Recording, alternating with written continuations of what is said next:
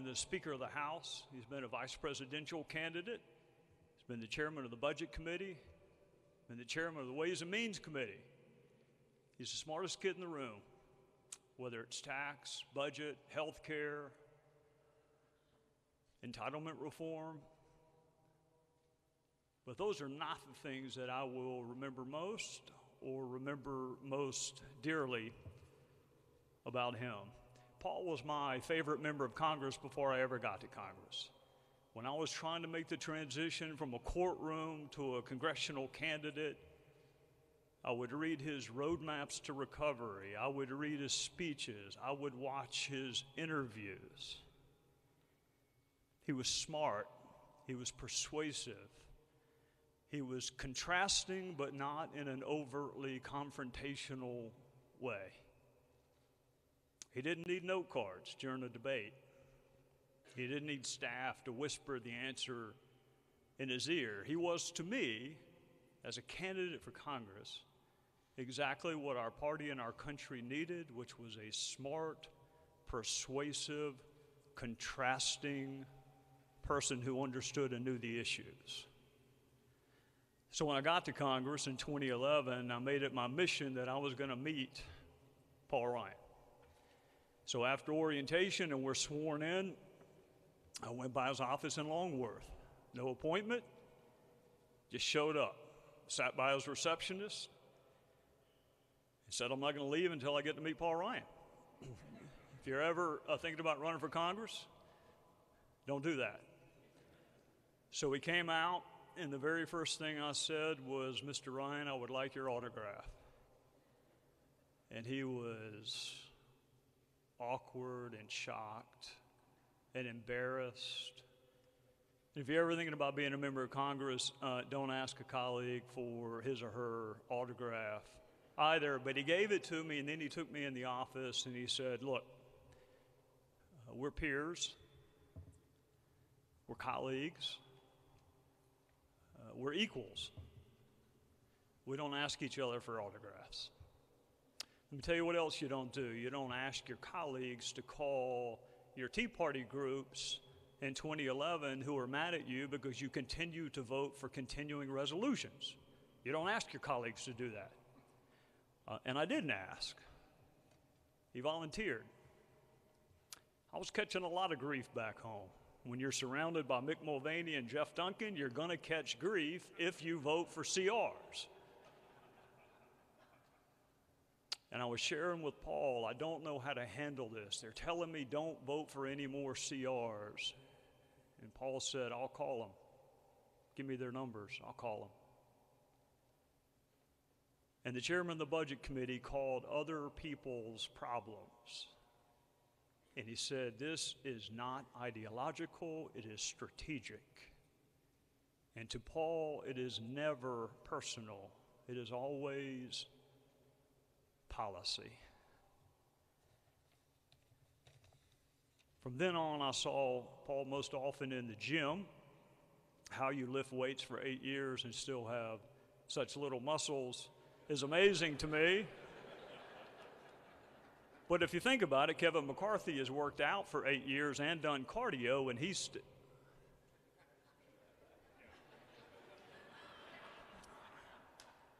If you're looking for Paul Ryan in the mornings between 6 and 7 a.m., you will find him in the gym leading Republicans and Democrats in a workout. And one morning in 2012, I stopped him and I said, Paul, do you think you would ever consider running for Speaker of the House? You ever think you would be our Speaker of the House? And he put his hands on my shoulders and he said, Trey, I love you guys, but I don't love you enough to be the Speaker. And he was right. 2012 had something else in store for him. Mitt Romney picked one of us, a House guy, an ideas guy, to be his vice presidential candidate. And you know, being picked to be a heartbeat away from the leader of the free world could change people. It could.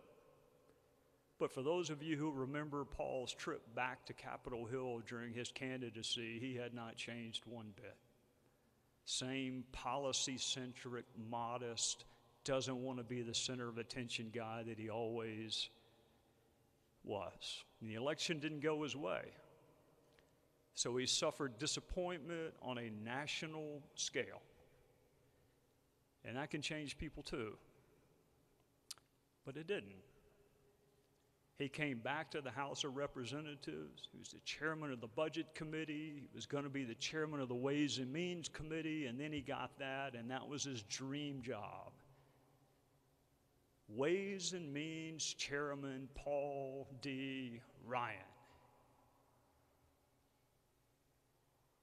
And then Boehner left. And then Kevin withdrew. And we were a wreck. To the outside world, we needed a speaker. To those of us in the conference, we needed a lot more than that. We needed someone who was unifying. We needed someone who could bridge the chasm among the different factions that had arisen in our conference. We needed a first ballot candidate. And we found him. The challenge was convincing that person to run for Speaker. Most people think of the Speaker of the House as being second in line to the President and with the incredibly difficult job of staying awake during the State of the Union.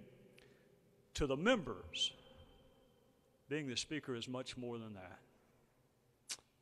Speaker is the leader, is where you take your problems. It is where you take your incredibly good ideas. If only your colleagues were wise enough to see your genius. The Speaker referees fights. He shoulders the blame. He deflects the praise. He explains the inexplicable to the national media. He travels nonstop to help colleagues, some of whom have incredibly short memories. Being the Speaker is hard, which is why so few people run for it, and even fewer yet are qualified. And I know the phrase reluctant politician seems oxymoronic. I get the joke, except sometimes it's true.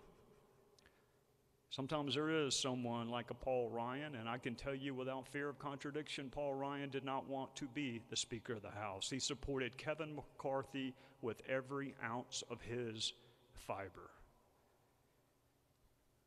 But we needed someone unifying, and we needed somebody universally respected, and we needed someone sacrificial enough to give up his dream job for no one's dream job. Paul has too much grace and too much class to say this, but I do not. I wonder sometimes if we did him a favor when we drafted him to be our speaker. He's a policy guy, always has been. He's not a bare knuckles political fighter. His bias is towards fairness. His bias is towards working with people. I wonder sometimes if we did him a favor. Paul, I will tell you this. You may not have loved us enough to be the Speaker of the House, but I am glad you love the country enough to be the Speaker of the House.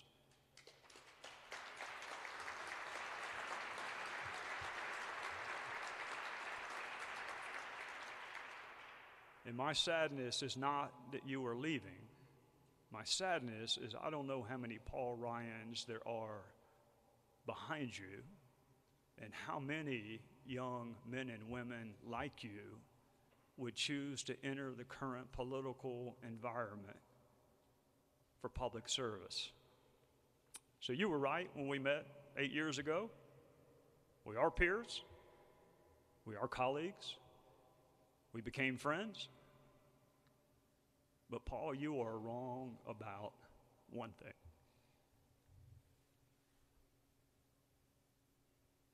We are not equals. You don't have an equal. People like you don't come along very often. And when they do, they don't come with your humility. When our founding fathers decided to engage in this experiment, this intersection of virtue, knowledge, and freedom, it was people like you that they had in mind. if I had one draft choice, if we were starting this experiment to lasso human nature through government, if I had one pick as a modern day founding father or mother, it would be you, Paul. Of all the people I know in politics, it would be you. So you leave as you began, my favorite member of Congress. But I'm not alone. On behalf of a grateful Congress and a grateful country, thank you for your service and the humility with which you have discharged it.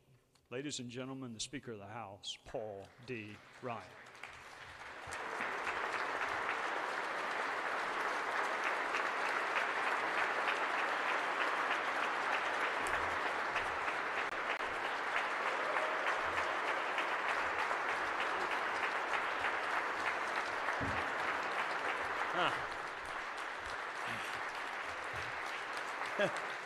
Dude, thanks, man.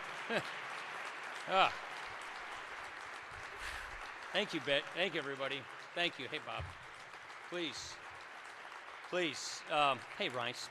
Thank you. Thank you, Trey. Thank you for being a great colleague and even better friend. And most importantly, thank you for combing your hair today, Trey. This version's a good one. Thank you. Everybody's laughing because you know exactly what I'm talking about, don't you? I want to thank, I see all my friends and colleagues here. I want to thank you all for joining me here today. I want to thank our Librarian of Congress, Dr. Hayden, for having us here in this beautiful hall. Thank you very much. I remember meeting your mom right here on this stage not too long ago. You know, anytime I come here, I can't help but think back to this pivotal time in my life. It was the summer of 2012. I was about to speak at a local Chamber of Commerce group when I got this phone call, right up there in the reading room, which is what many of us members of Congress go to. And the phone call was from Beth Myers from the Romney campaign. And at this point, you know, I knew that I was being vetted for vice president, but I hadn't heard anything. I didn't know how serious this was. I didn't think they'd pick a guy from the House anyway. So Beth starts to walk me through how I would need to fly up to Boston incognito. She goes through all these logistics of what is about to occur, and it just starts occurring to me that my life, my family's life, is about to change dramatically. And that call was right outside that door there. We hang up, I go up to the reading room and give that speech, and then I realize I've got to go vote on the floor. It was the last votes before the August recess. So at this very moment when I want to be alone with my thoughts, I walk right into a swarm of colleagues and reporters just keeping mum. It's one of those inflection points you just remember at certain crossroads in your life. This building, that moment, it reminds me right now that your plan, your direction can change in an instant. I've had a number of improbable turns in my life. I don't know what's next.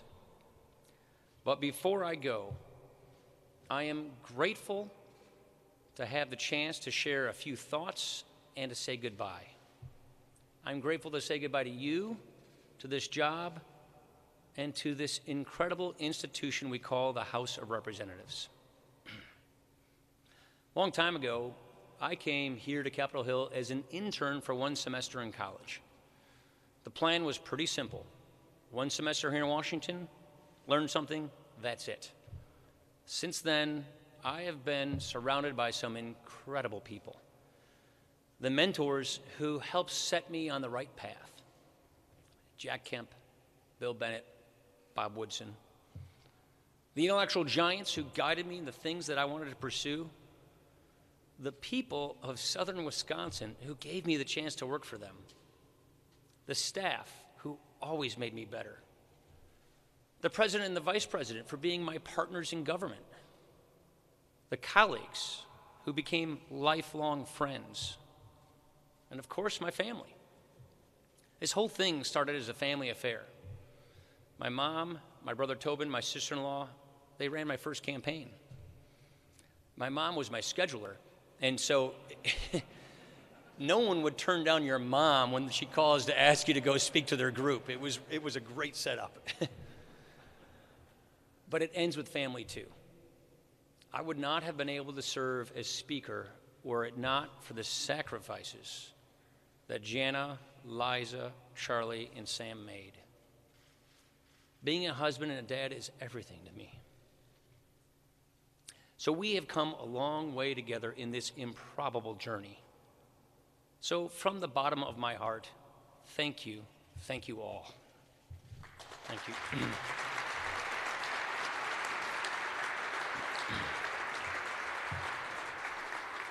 You know, over the years, and especially lately, I've always thought about this. I've been thinking to myself whether my dad would be proud of me. Would he be proud of what I'm doing, what I did? I lost him at a young age, before he really had a chance to shape my path in life. I don't know what he thought I would make of myself. I was too young. But this was certainly not my plan, not even close. All I keep thinking is, every time I go back to this, is what a country. I mean, what a country. Where someone of an unassuming Midwest upbringing gets the chance to be a part of all of this. What a country. You can pursue whatever your passion is wherever it takes you. I mean, that's the American idea, isn't it? The condition of your birth isn't your destiny. Your struggle isn't your destiny. It's part of your journey. You know, it's all laid out right there in the first words of the Constitution. Before first principles even, a first mission to achieve a more perfect union. We are conditioned to recognize that we are imperfect, but we are called to do better. So we revere these beautiful founding principles: liberty, free enterprise, consent to the governed, and then we go to work to apply them to the problems of the day. And we build up the country's fundamental resilience, the antibodies that protect us from whatever is going to come our way. That's how we advance the American idea. That's how we build a more confident America. As Trey said, as all my colleagues here know, I never wanted to become speaker. I was just a policy guy. I like to think I still am. But what I realize now is you don't really become speaker. At least I don't see it that way. I don't see power as something you take for yourself. It's not a prize to claim or a trophy to raise. You accept a temporary trust to be a steward of the greatest legislative body in the world.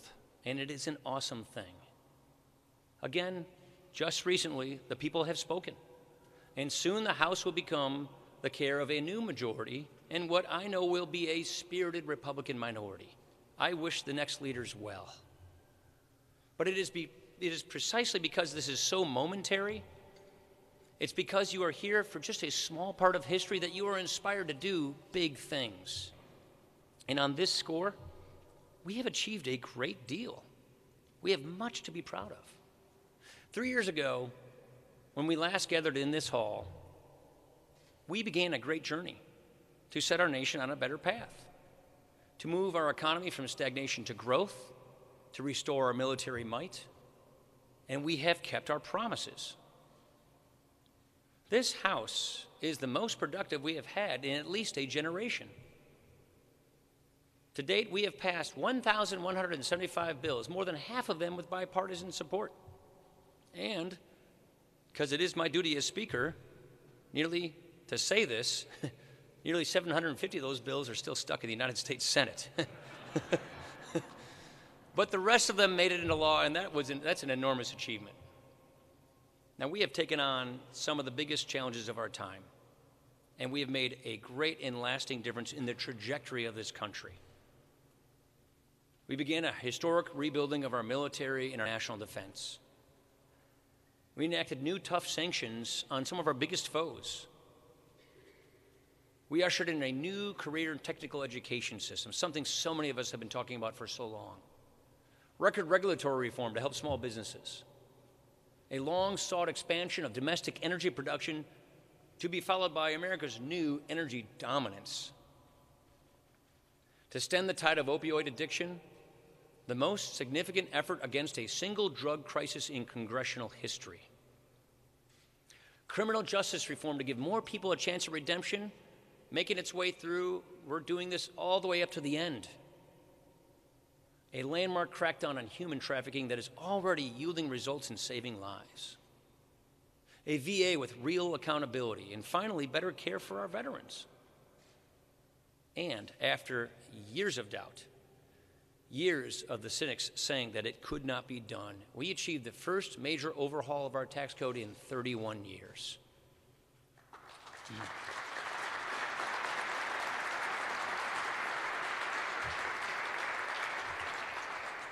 Think about it, because I know I have a lot. I see Kevin back there. He's thought about this a lot. We went from the worst tax code in the industrialized world to one of the most competitive. This is something I worked on literally my entire adult life. And it's something that will help improve the lives of people for a long time to come. It's one of those sort of elusive generational reforms. It's why we do this. Now, certainly, one Congress cannot solve all that ails us. Not every outcome has been perfect. But that's our great system at work. And I'm darn proud of what we've achieved together to make this a stronger and a more prosperous country. You know, my mentor, Jack Kemp, he once said that the central task of any political party is to offer people superior ideas of government. I see it as even more than a task or an obligation. I see it as a labor of love. Yes, you can make a career out of criticism. You can deal from that deck all day long. Many people do, and I certainly don't begrudge them that. It seems like an easy living. But well done is always, always a better pursuit than well said, isn't it? In this business, you catch slings and arrows. It is a price that I have been happy to pay, because nothing is as fulfilling as pursuing an idea that will truly make a difference in people's lives and seeing it through from start to finish. To me, that is the ultimate proving ground of politics. It is the great manifestation of this experiment in self-government. And I gotta tell you, the more you get into it, when you choose to truly engage in the process rather than merely endure it, the more you come to see that even our most complex problems are solvable. I gotta say, I leave here as convinced I was at the start that we face no challenge that can be overcome by putting pen to paper on good, sound policy, by addressing head-on the problems of the day. The state of politics, though, is another question. And frankly, that's one I don't have an answer for. You know, we have a good sense of what our politics should look like. A great clash of ideas, a civil, passionate discourse through which we debate and resolve our differences. A system of government, our system doesn't just allow for that, our system depends on that. One side may win, one side may lose, we dust ourselves off, and then we start anew, knowing that each one fought in pursuit of their honest ideals. But today, too often, genuine disagreement quickly gives way to intense distrust. We spend far more time trying to convict one another than we do trying to develop our own convictions. Being against someone has more currency than being for anything. And each of us has found ourselves operating on the wrong side of this equation from time to time. And all of this gets amplified by technology, with an incentive structure that preys on people's fears and algorithms that play on anger. Outrage has become a brand. And as with anything that gets marketed, it gets scaled up. It becomes more industrialized, more cold, more unfeeling. And that's the thing. For all the noise, there is actually less passion, less energy. We sort of default to lazy litmus tests and shop-worn denunciations. It's just emotional pablum fed through a trough of outrage. It's exhausting. It saps meaning from our politics. And it discourages good people from pursuing public service. I mean, the symptoms of it are in our face all the time. And we have to recognize that its roots run deep, deep into our culture, deep into our society today. And all of this pulls on the threads of our common humanity in what could be our unraveling. But nothing says it has to be this way. We all struggle. We are all fighting some battle in our lives. So why do we insist on fighting one another so bitterly? This kind of politics starts from a place of outrage and then seeks to tear us down from there. So, key question, how do we get back to aspiration and inclusion, where we start with humility and then we seek to build on that? I don't know the answer to that. What I offer today instead is something to keep in mind as we all try to navigate through this moment. Our culture is meant to be shaped not by our political institutions, but by the mediating institutions of civil society, of our community. These are the places where we come together with people of different backgrounds, churches, charities, teams, PTA meetings. It's where we build up our social capital, that currency that keeps us rooted to where we live and how we live with one another. Rediscovering that human connection is one lane on the road back to aspiration and inclusion as the guiding influences of public life. As I said, the drivers of our broken politics are more obvious than the solutions. And so this is a challenge I hope to spend more time wrestling with in my next chapter. I say, as I look ahead to the future, this much I know. Our complex problems are absolutely solvable. That is to say, our problems are solvable if our politics will allow it. There are three big ones in particular that I think we can tackle in the years ahead as a country. They are challenges that have vexed this country for many years. And as I leave, I recognize so much more work needs to be done. And if we get them right, we can be certain that this will be another great century for our country. You all know that finding solutions to help people lift themselves out of poverty is a personal mission for me and for many others. I think we've made a real progress here in a relatively short time. 4 years ago, when our nation marked the 50th anniversary of the war on poverty, we exposed some pretty hard truths. For all the billions spent, all the bureaucracies and programs created, we barely moved the needle. But we have begun to break this monolith. New opportunity zones, which are part of tax reform, will bring more investment into distressed communities. Social impact bonds will push more private capital toward community leaders that are solving big problems, whether it's helping the homeless or reducing recidivism. New workforce reforms, job training programs, and case management approach, those are things that will help more people move from welfare to work. We got a long way to go, no two ways about it, but this is what I find to be so dynamic about free enterprise. It is not just about creating jobs. It's about restoring the meaning of a job, the meaning of work. It's not just about getting people off of the sidelines, it's about helping get people on the path of life. And I firmly believe that solving our poverty challenges once and for all will require not just a great undertaking, but a great rethinking of how we help the most vulnerable among us. And it begins with realizing that the best results come from within communities, where solutions are tailored and targeted for people's needs. This battle will be won eye to eye, soul to soul. And Bob, thank you for showing me that. We've got great advocates for welfare reform in our party, like my friend Tim Scott. But I challenge my party here. Do not let this issue drift from your consciousness. Every life matters, and every person deserves a chance to succeed. Let us keep advancing ideas to allow people to live lives of self-determination.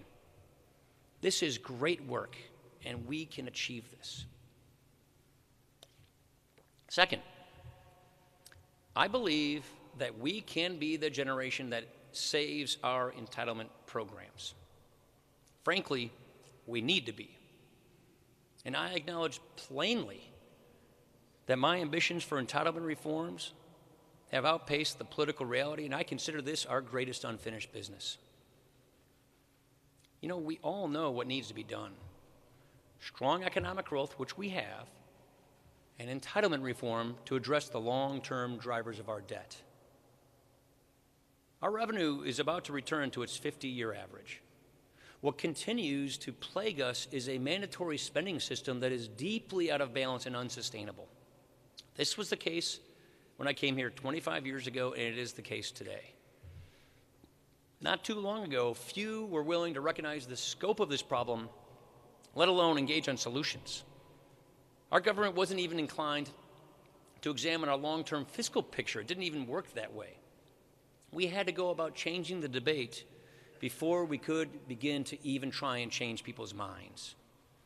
You know, look, I'm proud that every year I was budget chairman, we passed in the House a roadmap to balancing the budget and paying off our debt, and that Tom Price and Diane Black did the same as well. In this Congress, we came within one vote of real healthcare entitlement reform. Think about that. Federal healthcare spending, it remains the principal driver of entitlement spending. Our bill would have reformed 2 of our major healthcare programs to make them sustainable and to meet the healthcare needs of our country. So we have come a long way, and we are closer than people realize. And ultimately, solving this problem will require a greater degree of political will than exists today, and I regret that. But when the time comes to do this, and it will because it must, the path ahead will be based upon the framework that we have laid out to solve this problem. We can get there. We really can tackle this problem before it tackles us. Here's the third challenge that I think we will have to address as a country. We have to fix our broken immigration system. Right now, we are again locked in another short-term battle over one aspect of this issue. And no matter what the outcome is in the coming days, the larger problem will remain. The system will be in need of serious reform, and no less than our full potential as a nation here is at stake. But the right mix of policy solutions, it's there. Border security and interior enforcement for starters, but also a modernization of our visa system so that it makes sense for our economy and for our people, so that anyone who wants to play by the rules, work hard, and be a part of our American fabric can contribute. That includes the dreamers, those who came here through no fault of their own, and ultimately the undocumented population. In order to fix the system, you have to reset the system. In order to truly enforce the law, you have to get people right with the law. Again, we came closer in this Congress than people realize. And next year, the Supreme Court will make a ruling, and then both parties can and should go back to the table. Getting this right is an economic and moral imperative, and it would go a long way toward taking some of the venom out of our discourse. If we do these 3 things, make progress on poverty, fix our immigration system, and confront this debt crisis, we can make this another great century for our country. Look, I recognize that these challenges are ones we haven't made much progress on in recent years. But I got to tell you, I am confident we still have it in us to solve them. A good friend of mine recently commented to me that amid the frenzy of politics today, he's got more faith in our system of government than ever before. As he put it, in our system, really bad ideas, they get killed. And good ideas, they just take time. Our problems are solvable if our politics will allow it. I know it. I have seen it. In a confident America, we don't shrug our shoulders and we don't pass the buck. We roll up our sleeves and we get on with our work. A confident America leads the world too. Not with bluster, but with steady, principled action. Remember, history really does have a way of repeating itself. The democratic capitalist model again faces a generation-defining moment and test. Much of our day-to-day attention is focused on threats from illiberal regimes and radical Islamic extremism, as it should be. That said, I strongly urge leaders in both parties to devote more time and energy to the direct challenge that China poses to the West.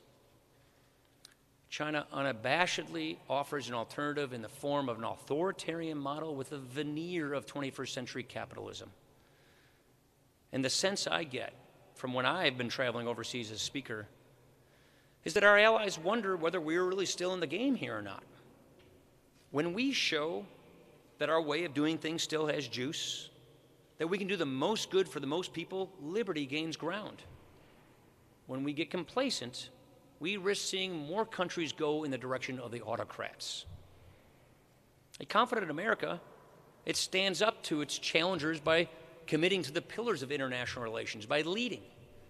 In addition to rebuilding our military and giving our intelligence community the tools it needs, this Congress has worked to strengthen our security cooperation with our allies, particularly through NATO and the Indo-Pacific region. And good security cooperation, it goes hand in hand with strong economic ties. That's why we need to continue to pursue good free trade agreements that open up new markets to American-made products. There's a lot of effort on this front. It needs to continue. We don't want our competitors writing the rules of the road and shutting us out.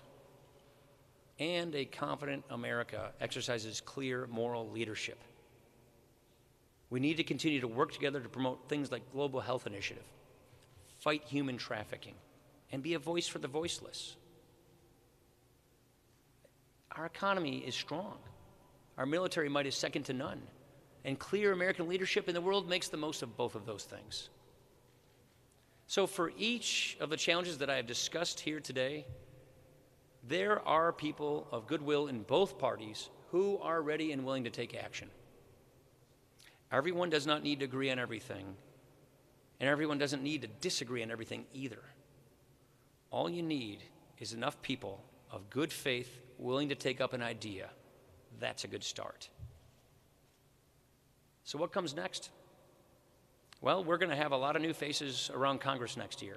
You know, I hear a lot of good things about this new fresh-faced guy from Utah. So here's my advice to members new and members old. This place is full of wonders and opportunity, but do your best to stay grounded.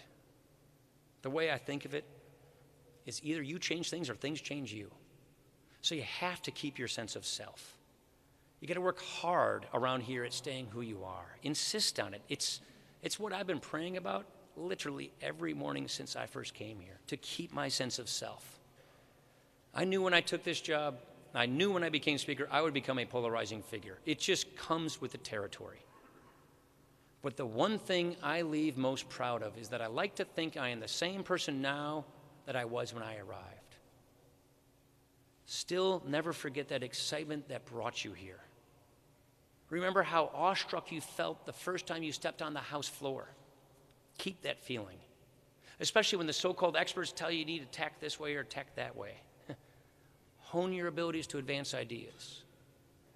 Sit down with people who know more about something than you do. Listen, keep at it, invest in the process. You're going to hit roadblocks, that's okay. Give yourself some grace. But timing is everything.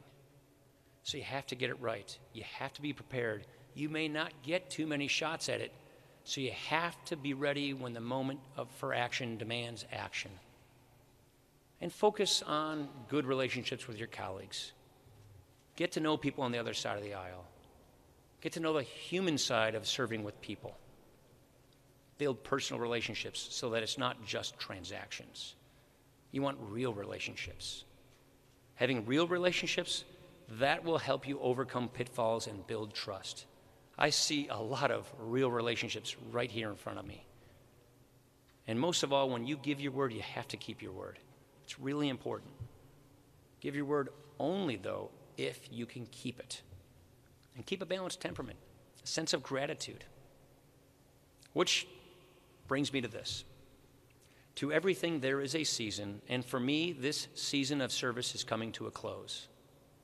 I have had the chance to do something that I love so much for so long, to do my small part to advance the American idea. And I leave as I came here, an optimist to the core. I wouldn't have it any other way. Nothing is impossible if you are willing to go out and fight for it. if nothing else, I simply ask you to remember one thing. We are each part of a larger story, a greater cause. And what we have here is a miracle. It really is. And this miracle has made us the most free and the most prosperous nation on earth ever. Cherish that. Marvel at that. Always dream big. Always raise your gaze. For just as remarkable as what we have achieved is what we have the capacity to do still. So here's to the people. Here's to the people's house. Here's to possibilities. Thank you for everything. God bless America. Thank you.